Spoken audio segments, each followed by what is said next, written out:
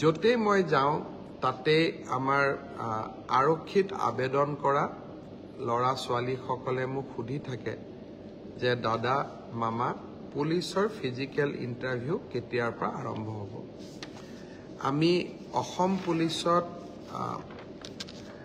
৬,৪৩৪টা পোষ্টৰ বাবে আবেদনৰ প্ৰক্ৰিয়া আৰম্ভ কৰিছিলোঁ আৰু আজি আমি সিদ্ধান্ত ললো যে অহা ৩ অক্টোবৰৰ পৰা পুলিচৰ ফিজিকেল টেষ্টসমূহ আৰম্ভ হ'ব।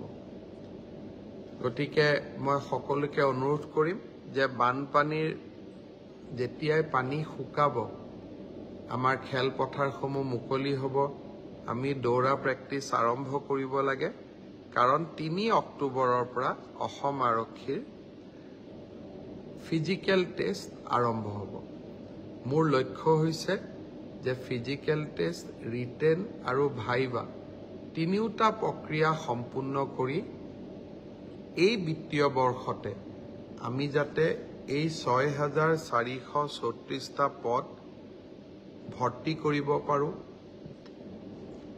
এটা সুন্দৰ নিযুক্তি প্ৰক্ৰিয়াৰ মাজেৰে ল'ৰা ছোৱালীক নিযুক্তি দিব পাৰোঁ আৰু তাৰ লগে লগে ২০২৫ চনৰ বাবে আকৌ এবাৰ নিযুক্তি প্ৰক্ৰিয়া আমি যাতে আৰম্ভ কৰিব। য'তে মই যাওঁ তাতে আমাৰ আৰক্ষীত আবেদন কৰা ল'ৰা ছোৱালীসকলে মোক সুধি থাকে যে দাদা মামা পুলিচৰ ফিজিকেল ইণ্টাৰভিউ কেতিয়াৰ পৰা আৰম্ভ হ'ব। আমি অসম পুলিচত ৬,৪৩৪টা পোষ্টৰ বাবে আবেদনৰ প্ৰক্ৰিয়া আৰম্ভ কৰিছিলোঁ আৰু আজি আমি সিদ্ধান্ত ললো যে অহা ৩ অক্টোবৰৰ পৰা পুলিচৰ ফিজিকেল টেষ্টসমূহ আৰম্ভ হ'ব।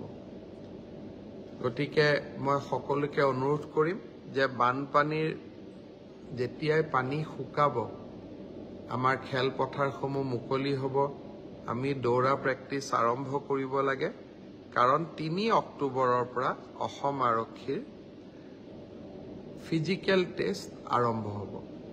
মোৰ লক্ষ্য হৈছে যে ফিজিকেল টেষ্ট, ৰিটেন আৰু ভাইভা তিনিওটা প্ৰক্ৰিয়া সম্পূৰ্ণ কৰি এই বিত্তীয় বৰ্ষতে আমি যাতে এই ৬,৪৩৪টা পদ ভৰ্তি কৰিব পাৰোঁ,